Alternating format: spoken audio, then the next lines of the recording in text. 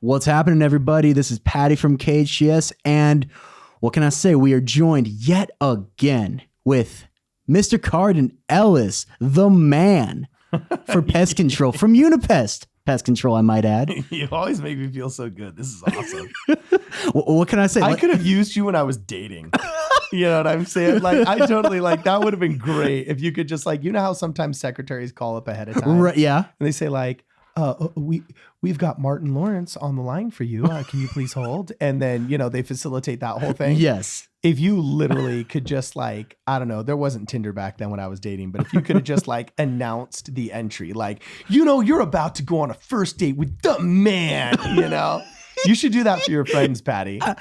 You know, it's if you funny. could write their Tinder bios, just like, you are talking and swiping right on the man, that would be awesome. I mean, what can I say? I'm a pretty good hype man, but not only did I bring him in just to hype him up a little bit, I came here to hype up his knowledge on Unipest pest control. And Cardon, one thing that I saw that was a little alarming was squirrels attacking. Like there's some videos of it, even of people getting attacked by a squirrel. No, that people was me. It was you. Oh yeah, you couldn't see it because I was videotaping it myself. But yeah, squirrels are vicious. People don't realize it. It's kind of interesting, but people don't realize pigeons actually carry one disease more than rodents do. Really? It says pigeons generally have 65 diseases associated with their nesting debris, their urine, and their feces. Rats have about 63, and then with bed bugs, it's about 62. That's a trifecta of all the vectors of disease, right? Those are the worst of all the pests that we deal with in terms of spreading disease and so on and so forth, right? But pigeons don't get the bad rap that rats do, because when you see a pigeon, you're like, oh, it's kind of cute. And, you know, there's the bird lady in London and so on and so forth, right? And so squirrels are the exact same way. That fluffy tail just makes everybody think, oh, well, they're great, but they don't realize that a lot of the same problems that you get with other rodent activity, you can easily get with squirrels, whether it's the fleas, whether it's the mites, the whatever.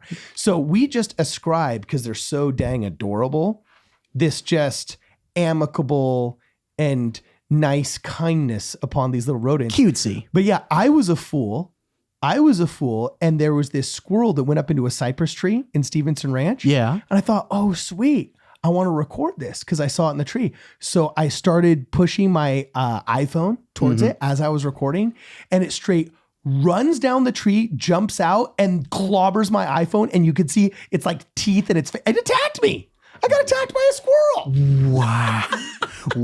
Just for being like, oh, how cute. Just taking a video. It's like just trying to take a picture of the cute squirrel. And it straight up jumps and attacks and puts like teeth marks in my OtterBox iPhone cover and takes it out of my hand. It was crazy. And by the way, doesn't that sound like a straight up 1950s sci-fi movie? Yeah, like seriously. Squirrels attack. Squirrels attack. Right. No, exactly. Like squirrels attack from the Martians. Yeah, exactly. That's insane. Well, Cardon, so say you obviously were in that predicament. What do you do if, you know, a squirrel does attack you in something of that similar regard? How do you, go about that? Because I'm not about to fight a squirrel right now. I'm going to get out of there and, not try and get hurt. When it's a squirrel, nothing. You do absolutely nothing. Because what's funny is squirrels aren't a registered pest species. Okay.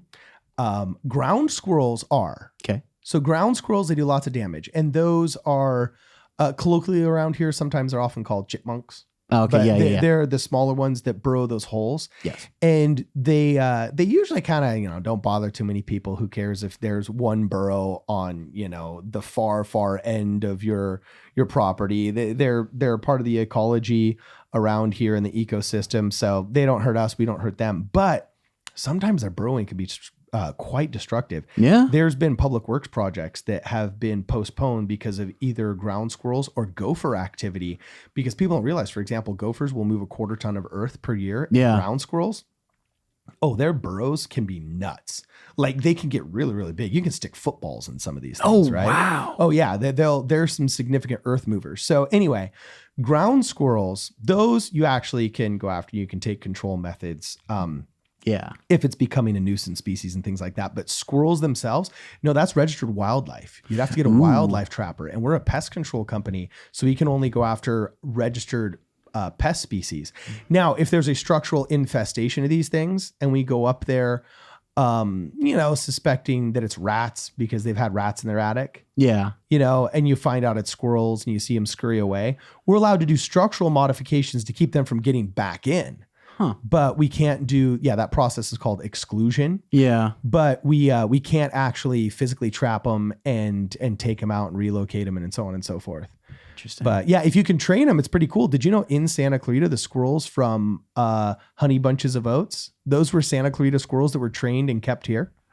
Oh, that is awesome. Really? Yeah, the same animal trainer. So cute. Yeah, the same animal trainer that did the Yo Quiero Taco Bell dog from like the early 2000s, late 90s, also trained a bunch of, I think they were rescue squirrels. Aww. And they ended up being the squirrels that were on all the commercials for, I think it was Honey Bunches of Oats.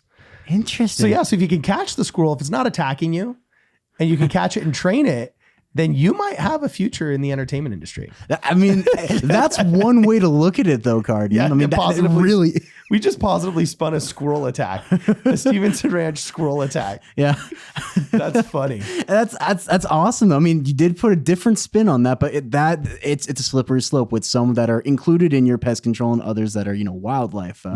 But Cardon, I know obviously you had to deal with that attack, but I know you're a little busy right now and you got to go help other people that are getting attacked right now with squirrels. Not saying that it's an epidemic of that. Yeah. But I know you got to go help some people that are having some pest control with these, aggressive squirrels. So I've kept you long enough in here. And I want to thank you yet again, Mr. Cardon Ellis, for coming by, sharing that squirrel news, even though it might have been at your own, your own behest of that. Yeah. That was, which... funny, not funny, but a little, just a little. Okay, it was pretty funny. Fine, fair enough. Again, everybody, Cardon Ellis, Unipest Pest Control. If any of you need any help with any pest knowledge, information, or even squirrels, check them out at unipest.com. That is www.unipest.com for any of your pest control needs. This is Patty from KHTS signing out yet again. Mr. Ellis, we'll talk again soon. Thanks for having us.